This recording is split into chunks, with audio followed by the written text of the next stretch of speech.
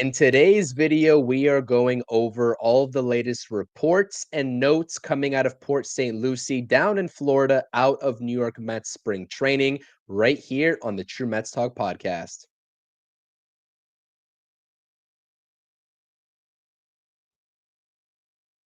All right, Mets fans, welcome back to the channel. Welcome back to the True Mets Talk podcast. It's your boy CP, and we are talking about the latest and greatest notes coming from Port St. Lucie.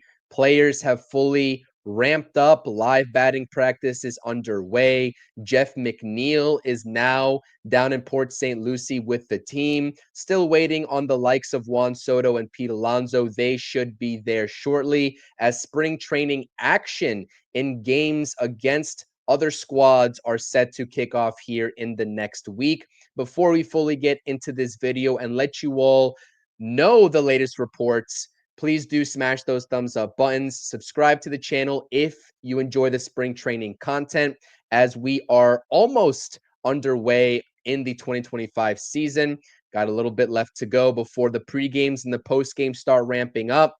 And as always, comment your thoughts and opinions down below. Okay, first things first, let's talk about the bullpen and the great news that the New York Mets have stated in that they fully consider Daniel Nunez to be healthy. Had a fantastic opening campaign last year in 2024, coming onto the scene strong in Queens, an electric pitcher. He had a lot of, good work in terms of bridging the bullpen when they needed it the most and providing some electricity when the likes of Edwin Diaz was struggling, maybe going down with the suspension, etc. And they were really trying to piece that bullpen together down the stretch. Daniel Nunez was a huge part of that. Went down, unfortunately, with a season ending injury. We weren't really sure how that was going to progress. I wasn't really sure what the throwing program was going to be in this offseason, but he reported to Port St. Lucie a few days ago, and he is up to 96 miles per hour with his fastball. He's looking good, and he is going to be going back into this bullpen with the likes of Ryan Stanek being re-signed, Edwin Diaz in the back end there with AJ Minter, and obviously the mainstays with Reed Garrett and Jose Butto from last season. Still up in the air in terms of who's going to win that seventh spot in the bullpen. Is it going to be Sean Reed-Foley? Is it going to be Danny Young? Is it going to be a guy like Griffin Canning? If he doesn't win a rotation spot, that is still left up to interpretation, and that will be a competition in spring training. But Daniel Nunez is set to get one of those spots unless the Mets designate him back down to AAA to start off his season and rehab even further. But if they are claiming that he is fully healthy, I would fully expect Daniel Nunez to be on the open day roster in Queens. Second up, we had a little bit of a scary moment. Jet Williams gets plunked by Blade Tidwell. Those are two guys that played together in AAA last season for a short stint of time because Jet Williams was battling injuries all season long. You had a wrist injury that kept him out a lot of games during the regular season, and he went down with a ankle injury in the Arizona Fall League. It's always a scary sight when you see a Mets top two prospect in this farm system get drilled on the arm in live batting practice in spring training before the season even starts or any spring training games even get underway. But he does seem to be okay. It seems to have caught him a little bit on the meatier part of his arm right above the elbow guard. Blade Tidwell, another Mets top 10 prospect that struggled in AAA, will probably be starting his season off in AAA again, trying to get those numbers up before he makes a bid with the big league team in Queens, whenever that may be. Just seems to have missed with a pitch, but the good news is that Jet Williams does seem to be okay. Next up, we have Brett Baty. A lot of Brett Baty content going around on social media, both defensively and offensively. I'll start with the offense first because clearly this is spring training at the end of the day. We're not live in Port St. Lucie to actually have eyes in person on what's going on down there. And we are going off of these short video clips coming across our timeline and my timeline on social media. So it's hard to make a full judgment, but I like the swings that I've been seeing from Brett Baty. He hit a home run in live batting practice off of Tyler McGill and actually had a very good swing on the baseball against Kodai Senga yesterday in live batting practice, and it seems like he's getting a little bit more lift on the baseball. The one thing that I'm going to be watching out for Brett Baty, especially in spring training, is he hitting the ball back on the ground, or is he working on getting some lift on the baseball like we've seen him do in AAA? If you all missed the Brett Baty video that I posted on my channel just a couple of days ago, please do watch that video after you watch this one. It's going to be down in the description down below, the link access to that video. But again, the Mets are going to have a major decision coming up as it pertains to Brett Baty. Do they want to keep him in this organization, or are they going to package him for a larger deal? Maybe, let's say, for some pitching help whenever that is, this offseason, at the deadline, or next off season. Now, defensively, it's all about making Brett Baty as versatile as possible. Clearly, he has played a lot of third base coming up in this Mets farm system. He is taking a lot of reps at second base. I saw some videos of him turning double plays. The footwork looks pretty good. He kind of looks natural out there at second base, so that looks good. And he is also taking reps at first base. I also saw a video clip of him scooping baseballs while playing first base. Now, we know Pete Alonso is not there spring training as of yet, and I think the plan has always been to give Brett Baty reps at first base, whether it's in spring training or when he goes back down to the minor league farm system if he doesn't make the roster, but making him the most versatile defensively that you possibly can, so that when it does, or if it does come time to trade him, the Mets can utilize that as a sticking point in the negotiations for negotiating the best possible return for Brett Baty as possible. So that's what's going on with Brett Baty, taking reps all over the diamond, third base, first base, and second base. This was an interesting response to a question that David Stearns was asked about Luisangel Acuna. There was somebody, I don't know who actually asked this question because we didn't see them in the camera shot, but someone asked him, if he doesn't win the starting second base job, are the Mets going to be committed to putting him on the opening day roster to be a quote unquote utility player instead of just getting him everyday reps at AAA before he's ready to come back up and make a more regular impact? And David Stearns had this to say in quotes, a lot of things can happen before we have to make that decision. He did reiterate what himself and Carlos Mendoza have been saying all along, is that he is going to have the opportunity to win the starting second base job in spring training. But this answer from David Stearns seemed a little bit elusive to me, and he didn't seem fully committed to answering this question. So again, we have this question: if he doesn't win the starting second base job, if that's going to be Jeff McNeil, do we see him as a utility player taking up one of the bench spots, or is he going to go back down to AAA and play every day until he's ready to come back up? That's something that David Stearns was non-committal in terms of his answer to this particular question. I thought that was very interesting. So all eyes are going to be on Luisangel Acuna. Jeff McNeil, who was recently spotted reporting to spring training, he was all smiles, giving Mark Vientos a hug.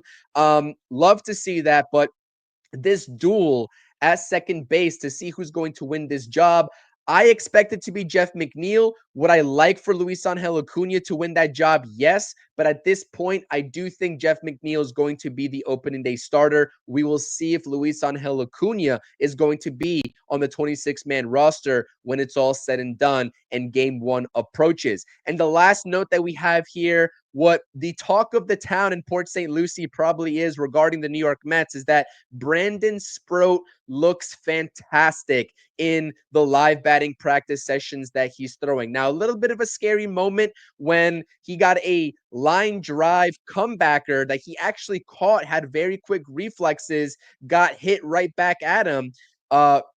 Avoided anything catastrophic there by catching the baseball, but you don't like to see that happening at all. But other than that, he is electric. The off speed and all the videos that I've been seeing looks great. The four-seam fastball looks fantastic. It looks lively. He made Francisco Alvarez and Brett Baty both look pretty silly. They looked very late on the fastball that he was throwing to them in live batting practice sessions. So again, very excited for what Brandon Sproat has to offer. It's not a question about if he's going to be in Queens, but it's a question of when he's going to be in Queens in 2025.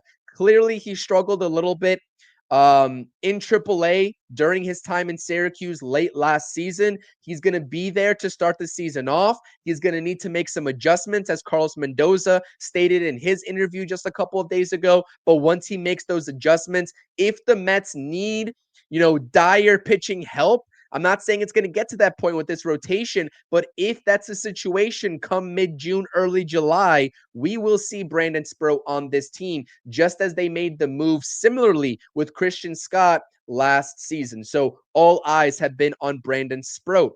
But another pitcher that is going to be, that I'm going to have my eyes on all spring training and all season long is going to be Clay Holmes, with John Heyman putting out this article. And, this is from his X account. So go over to his account, click on the article, read it if you would like. I think it's paywalled though. So just a little bit of a disclaimer there. Here's why I'm betting on Clay Holmes to successfully make the transition from Yankees reliever to New York Mets starter. This is a transition around the league that we've seen multiple pitchers do successfully. Ronaldo Lopez from the Braves, Seth Lugo going from the Mets to the Royals, doing that successfully. Michael King from the Yankees to the Padres. And now it's Clay Holmes' turn to see if he can make this transition successfully. John Heyman thinks he's going to do it. I do too. And that's in large part that he is adding a couple of new pitches, but the one pitch that I want to talk about into his arsenal is this quote unquote kick change, which is essentially a changeup that mimics the likes of a splitter. I was doing a little bit more research on this kick change that Clay Holmes is now trying to perfect ahead of his starting rotation gig in 2025 with the Mets, and it's supposed to emulate a split finger fastball, but it depends on the spin, the amount of spin that any given pitcher gives this baseball out of their hands. And the spin is primarily induced by the middle finger when they're releasing it from their hand, I guess. How to describe it. It's kind of hard to describe through a screen, but that's how I would describe it. But there's a lot of variation in terms of how much spin on any given pitch a pitcher can give this baseball. So if they give it too much spin, it'll more so emulate a curveball. It'll be kind of like a change curve.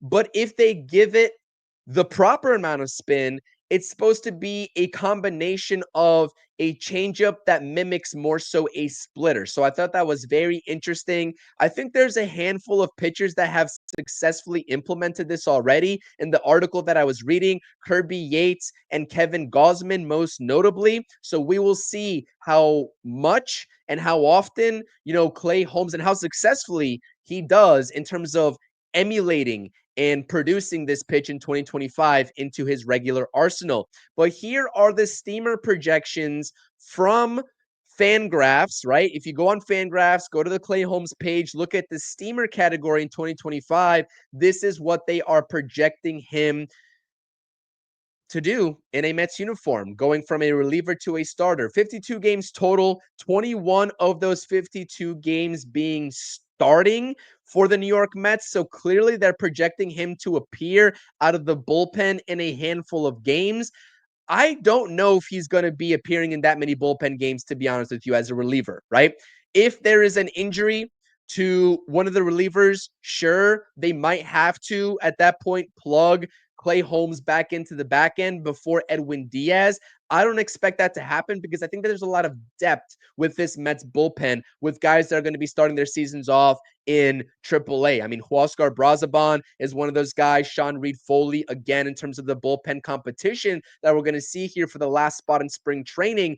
I think that the Mets are going to be very committed to keeping him in this rotation as much as possible. 10-8 in the win-loss column is what they're projecting him to have and to produce.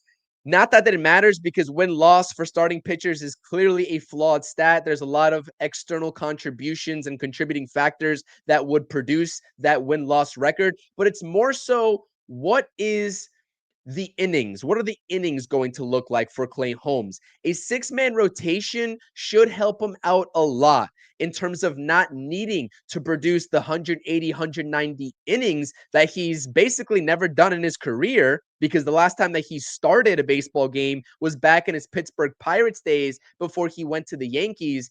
But I think that 151 is a little bit on the underselling side.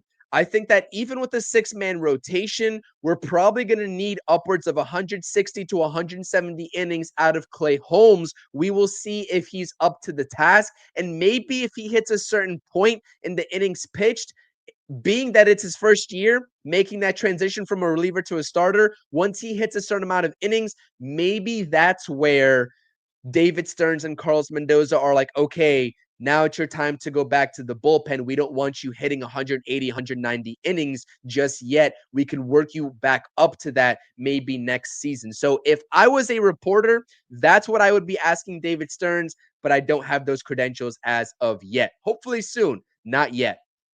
3.53 is what they're projecting his ERA to be, and 1.34 in the walks and hits per innings pitched category. Mets fans, what do you all see statistically Clay Holmes producing out of this rotation? Let me know in the comments section. Hopefully you all enjoyed this video.